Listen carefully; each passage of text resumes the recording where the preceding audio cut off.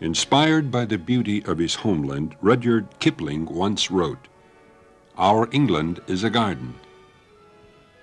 Britain retains much of the gentle beauty that inspired those words.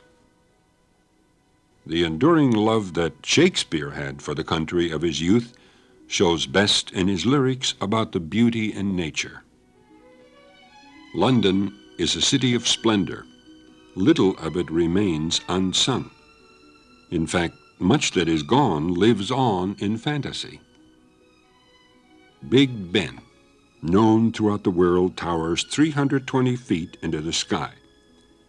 Its hour bell rings out across the city and echoes down the Thames River. Surrounding it are the Houses of Parliament, seat of the national legislature.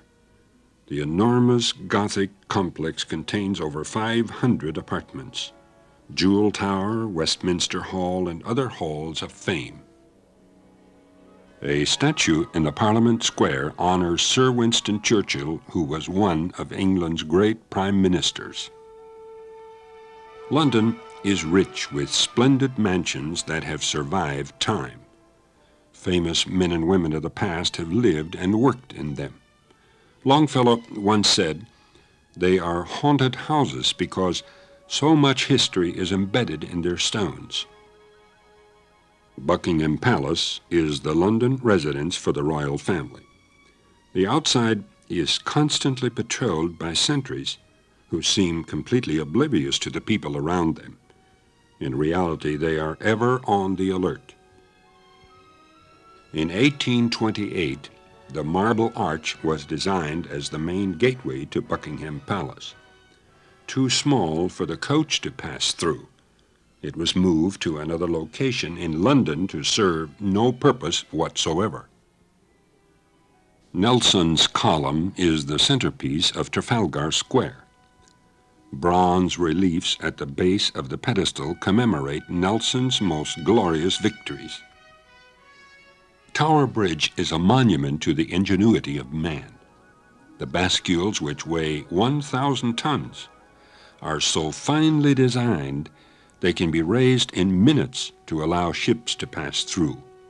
It is claimed that these have never failed since the bridge was opened in 1894. To review the famous men of England would be like writing a major part of history. A monument to the Duke of Wellington is a reminder of his victory over Napoleon in the Battle of Waterloo. London was the home for John Wesley, founder of the Methodist Church. For 52 years, Wesley traveled Britain preaching the gospel of salvation. Today, even though Wesley's chapel ministers to very few people of London, Methodists from all over the world make pilgrimages to this spot. It is not uncommon for people of 12 to 15 nationalities to worship together here. The Cathedral and Abbey Church of St. Albans is located near London. This church was built in honor of the first British martyr at the place where he gave his life in the cause of Christianity. With so many historical monuments relating to the Christian church, it is sad to note that less than 5% of the English people attend church today. Offices for one of the 10 division fields of the Seventh-day Adventist Church are located near London. The Northern Europe West Africa Division includes such countries as Greenland, Iceland, the British Isles, the Nordic lands, Poland, and 9 countries along the southern coast on the hump of Africa. This quarter, Sabbath School members direct their attention to the British Union in this division field. From these offices, the church work in the British Isles is coordinated. Of the 60 million people on these islands, less than 13,000 are members of the Seventh-day Adventist Church. In the London area, the center of our church work is in Stanborough Park. Here, the Voice of Prophecy Correspondence School serves as one of the most effective communication mediums for the British Union. Each year, more than 14,000 applications come in for the health course. Many who complete it enroll for Bible lessons. 1 hour a week, the Voice of Prophecy broadcast is beamed into England by way of shortwave from Lisbon, Portugal. The 46-acre Stanborough estate, which accommodates the present church facilities, was secured by the church 70 years ago. Through the years, the educational program established at Stanborough has gradually grown. In 1974, a new primary school was completed.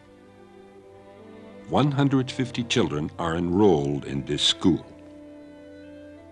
In Britain, children are required to start school when they are 5 years old. During the 6 years of primary training, they progress according to their individual ability.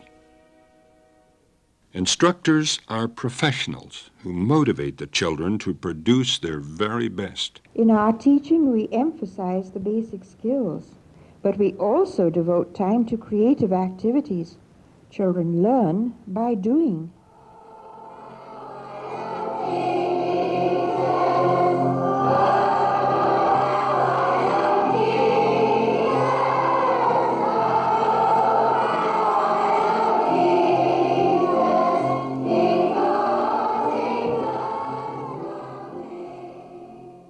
Stanborough Primary is one of the 6 elementary schools operated by the church in the British Union.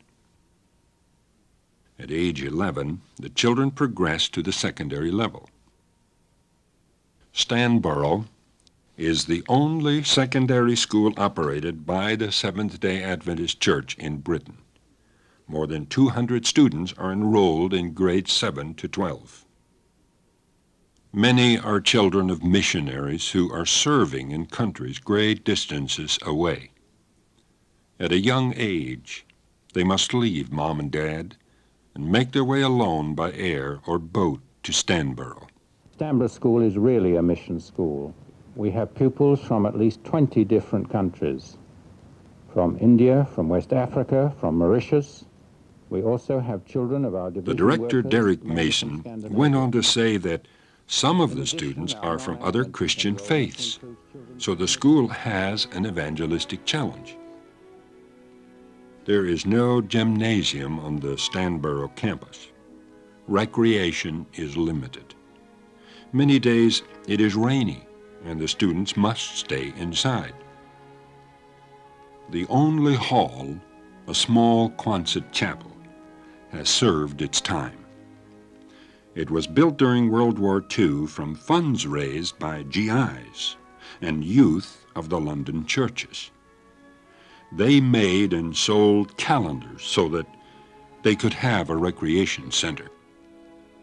Maureen Luxton, Educational Secretary of the British Union, is standing where a new chapel gymnasium is scheduled for construction.